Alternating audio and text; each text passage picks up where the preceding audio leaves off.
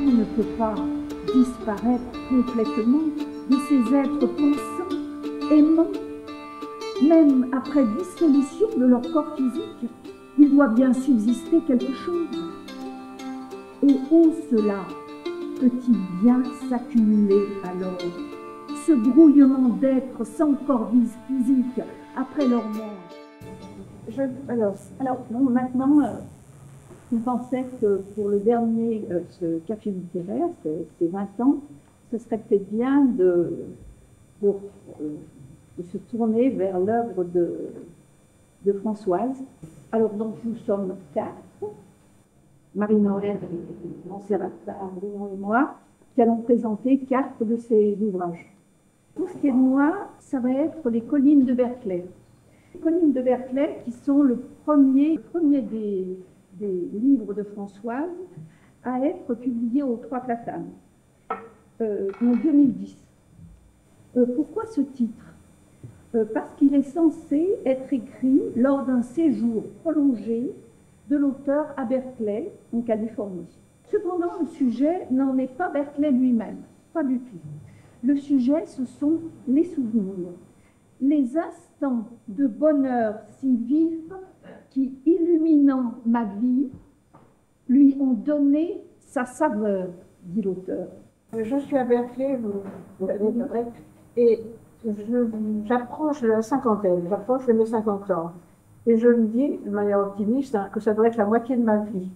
Et que pour aborder la deuxième partie de ma vie, il faut que je puise la force de le faire dans mes souvenirs fabuleux, comme dit Christine. Voilà.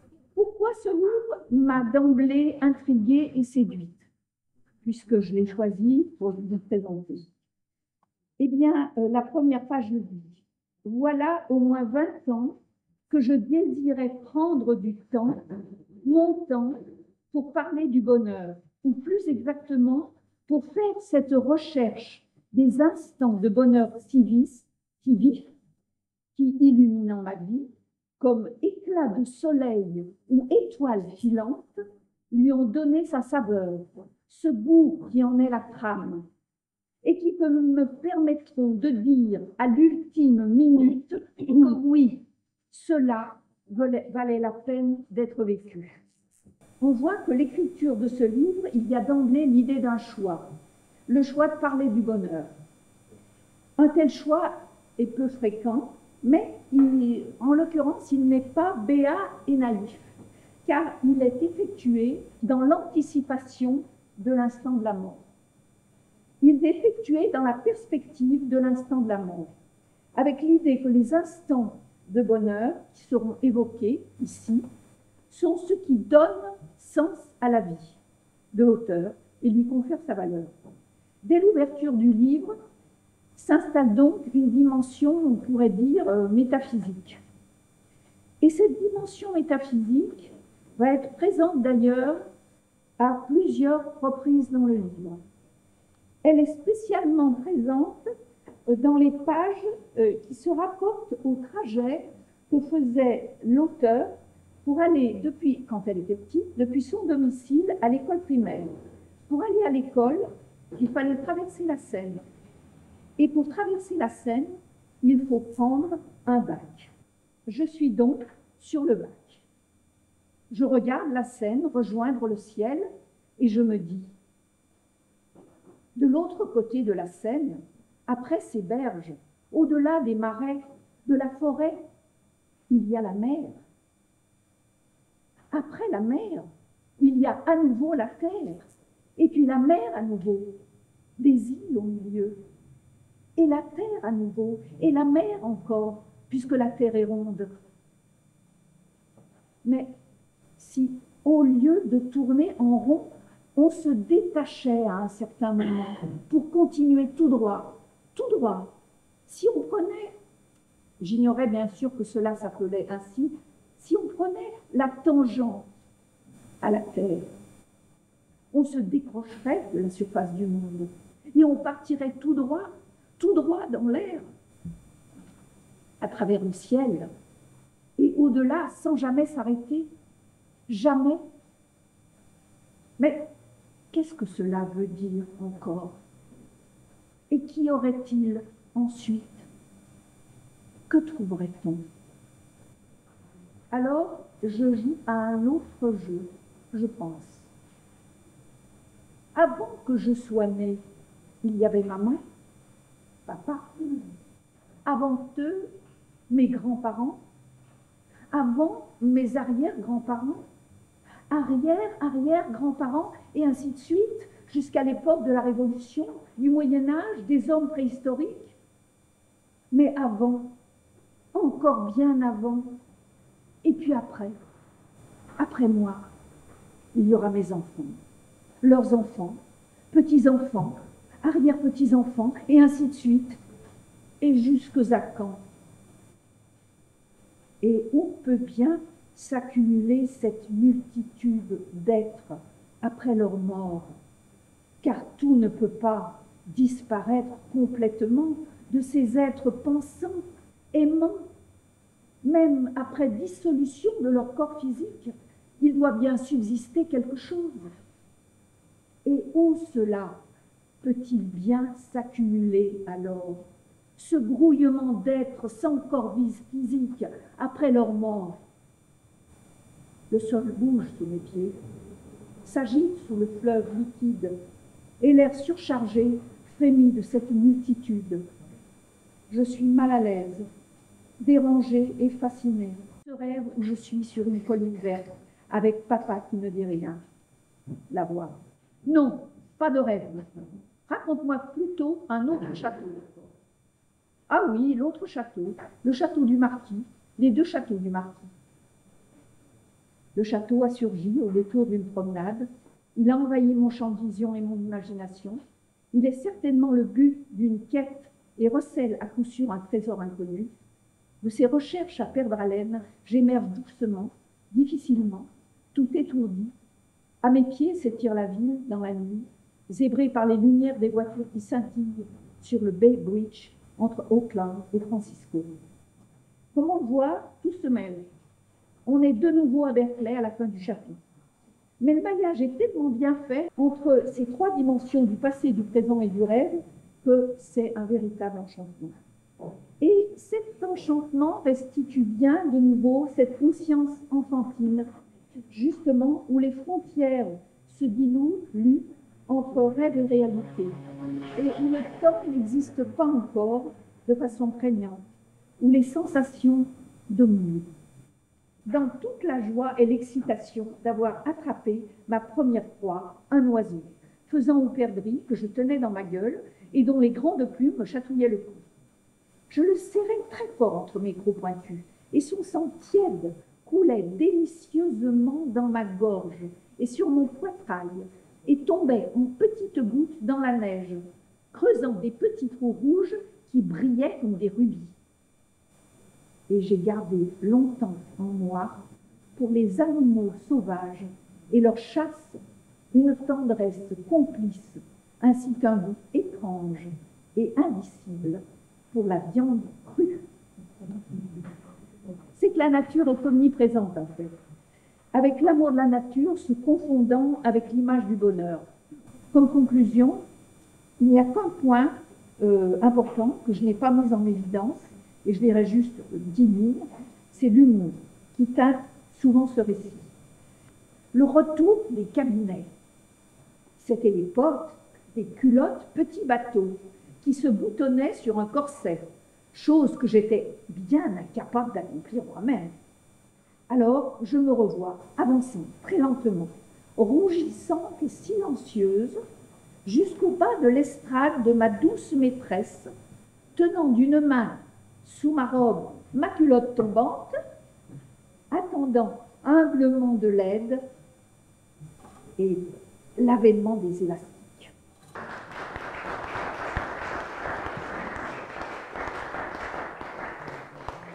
Alors moi j'ai choisi ce recueil qui s'appelle La Maison dans la Drôme. C'est un recueil de plusieurs nouvelles. La première que je me propose de vous lire, qui s'appelle d'ailleurs La Maison dans la Drôme, a été écrite par Françoise avant qu'elle ne s'installe à Montbrison.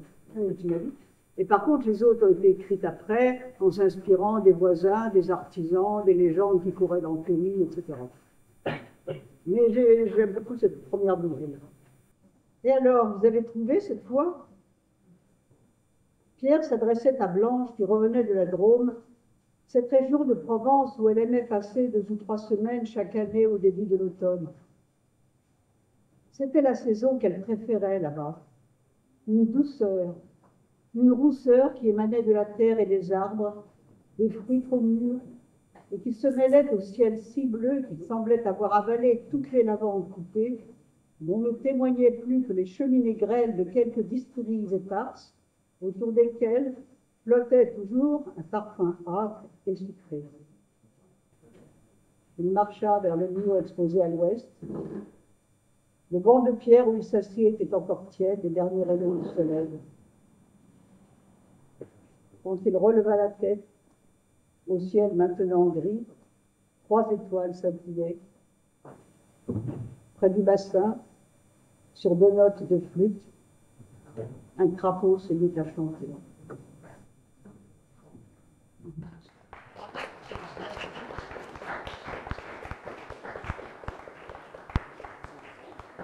J'aime bien cette nouvelle avec ce mélange de rêve, de réalité. Je pense que tu as beaucoup rêvé avant d'acheter la maison, c'est ça? On est visité 33. Moi, je serai un peu plus bref. Je vais prendre des nouvelles du livre, du 3e livre, qui s'appelle Le Petit Nac, qui a été publié en 2020. Le titre n'est pas venu spontanément. Le livre devait s'appeler au début Le Marronnier de Mirmande.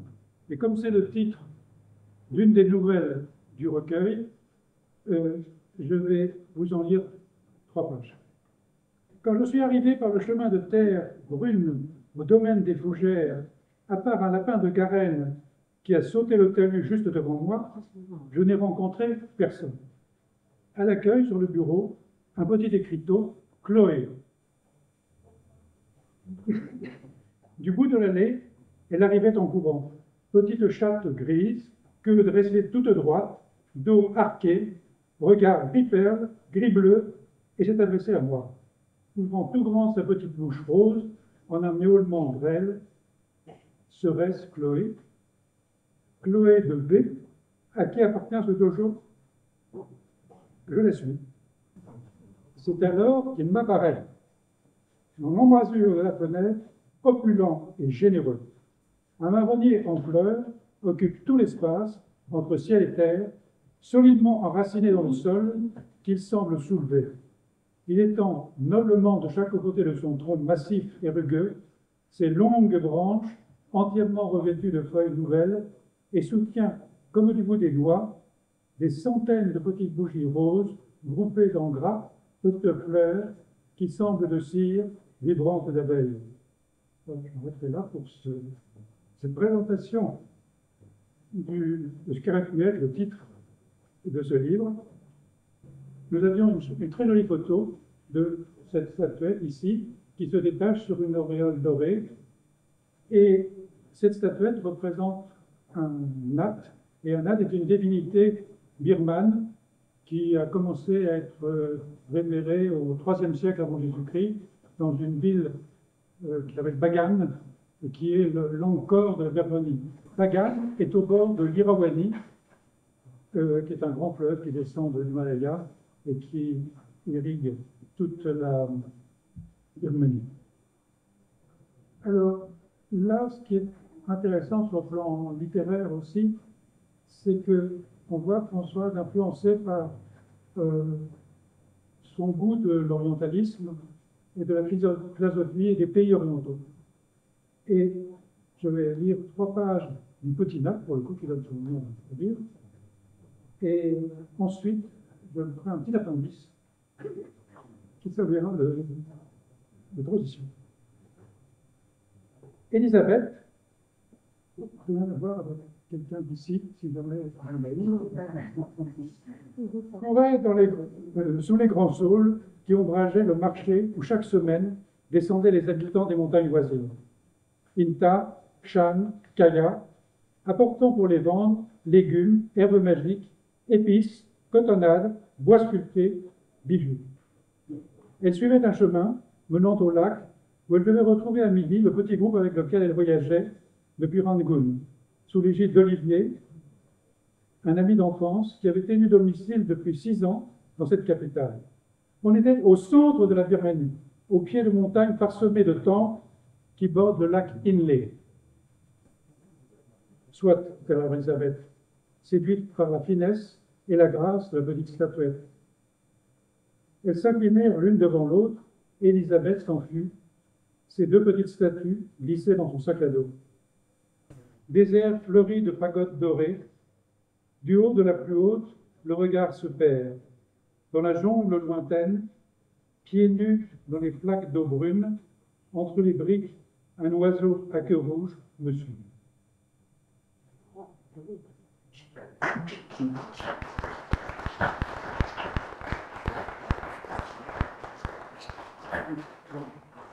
Merci Bruno pour cette délicate, très délicate transition.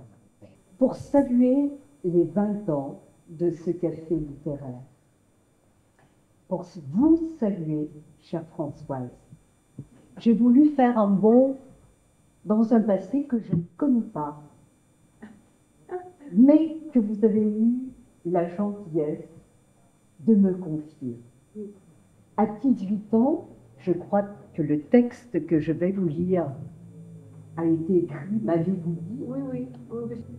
Ces proses que vous avez appelées fantaisie italienne à la manière d'Aloysius Bertrand, poète qu'aimait Baudelaire et à qui Baudelaire a consacré une très magnifique préface dans ses petits poèmes en prose, autrement appelés le spleen de Paris. Je choisis pour commencer ce beau texte que vous avez intitulé Verona.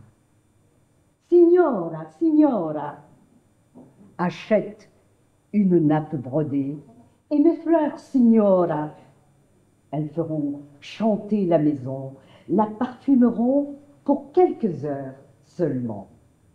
J'ai un collier de grenat pour toi, signora. C'est le plus beau de la ville que m'ont apporté les marchands de Venise. Regarde, comme il est pesant, il y a de l'or dedans. Mais sur la Piazza delle Erbe, presque hautaine, entre les éventaires colorés où piaille le marché, est passée la signora. Et devant la blanche statue couronnée de Notre-Dame de Verona, elle ne s'est point agenouillée. Les 12 coups de minuit, s'échappant du baroque palais Maffei, ont fait frémir en haut de sa colonne de marbre le lion ailé de Saint-Marc. La signora, vêtue de noir, traverse la piazza haute. Les bambini courent autour d'elle et les pigeons s'envolent. Elle est passée sous la voûte, attentive, mais dans la cour du palais de la Ragione, personne. Non, il n'est pas encore sorti de l'audience. Elle repart vers le gothique et somptueux tombeau de dentelle rose d'escaligère et rentre à l'église. Et dans son ombre, où murmurent les fresques de Pisanello, c'est à Giulietta qu'elle songe. Giulietta qui, depuis quelques siècles déjà, repose sous le lierre du cloître roman d'un vieux couvent de franciscains à l'autre bout de la ville.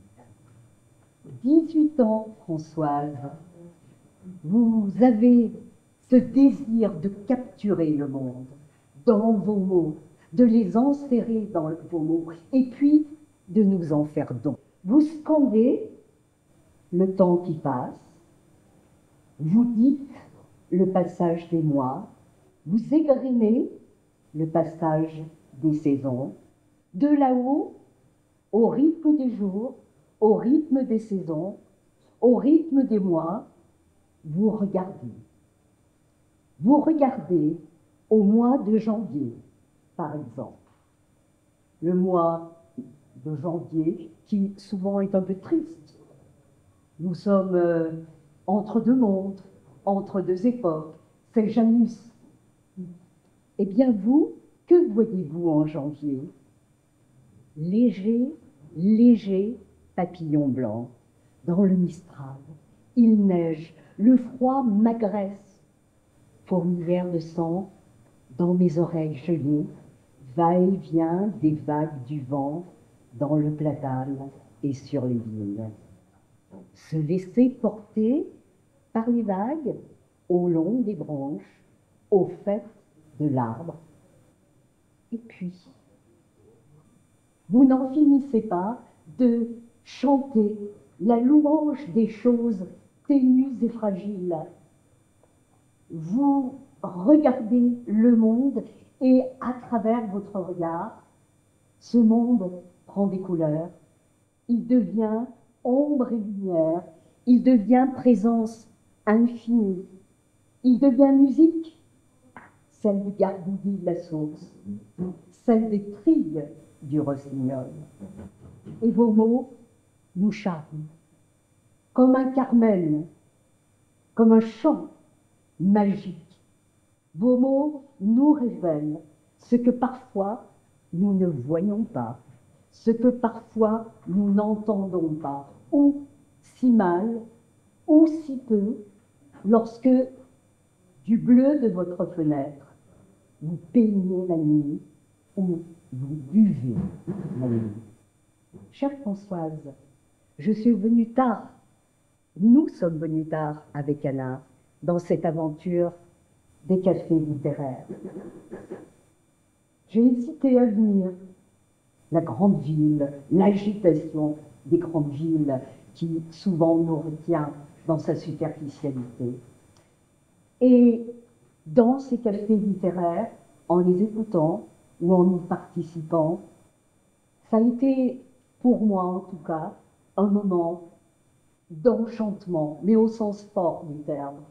Ça a été aussi une exploration littéraire, curieuse, stimulante, avec Bruno qui me pose parfois des questions un petit peu coquines, comme la dernière fois. Et je rends aussi hommage. Et je rends hommage à ce compagnon fidèle et passionné de vos aventures littéraires. Vous allez désormais goûter le monde, écrire le monde, comme le Gaspard de la nuit d'Aloysius Bertrand, que vous aimez tant. Vous nous donnerez vos tableaux lumineux ou baignant dans le clair-obscur, accompagnés d'Ulysse, le chat, qui vous accompagnera dans le déchiffrage du monde et de ses mystères. Et puisque nous sommes en juin, je terminerai par la lecture de 3 haïkus qui célèbrent l'été. De part et d'autre du chemin, des bouffées d'or et de muse. Les genêts en fleurs, je relis ce poème, les genêts en fleurs m'éblouissent. 1000 étoiles au ciel violet, millions de grillons dans les vignes, sonnailles de troupeaux, rapport. Le jet d'eau fuit, les graviers ruissellent, la nuit est pleine, l'étoile est là. Juillet. Sur le rosier grimpant, 3 fleurs clignotent, comme en apesanteur. Un chat tout noir sommeille au creux du cerisier, temps gris de glycine blanche, parfum secret, suave du jasmin, des iris. L'ombre du rosier me cache, m'enveloppe le parfum des lilas. Au pigeonnier, Mounette me suit, un ronronnement argentin flotte alentour de mon berceau. Août, et j'en terminerai, dans l'arche de la treille, la lune m'observe, la fumée de la bougie morte monte au-dessus des roses, divague et disparaît, stridule les grillons tout en bas dans les vignes, l'éclair flotte, et grésille autour de la maison. L'été, présence infinie, scintille, invisible, voire la nuit. Ces cafés littéraires ont été une lumière, chère Françoise, et je vous en remercie. Et moi, je m'en remercie.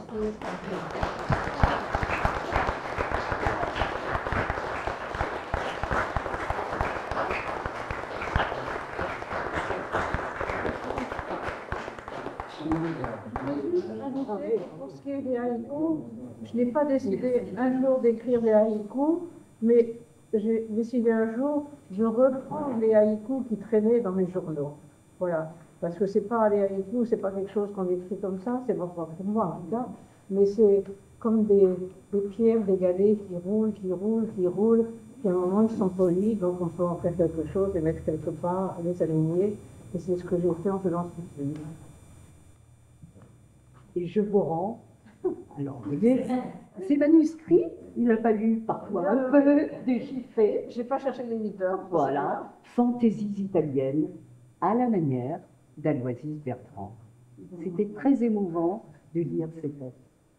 Et je vous les rends car ils sont précieux. Oui. Vous pouvez dire de Gérard, vous voulez rajouter quelque chose? Tout ce que je peux dire, c'est que il se passe beaucoup de choses dans le monde, mais aujourd'hui c'est un événement. Voilà.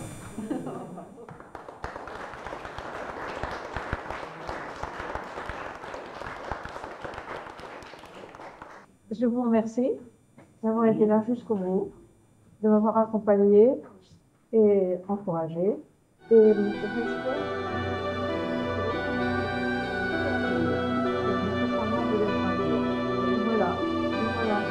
Je voulais dire ce soir. Encore une fois,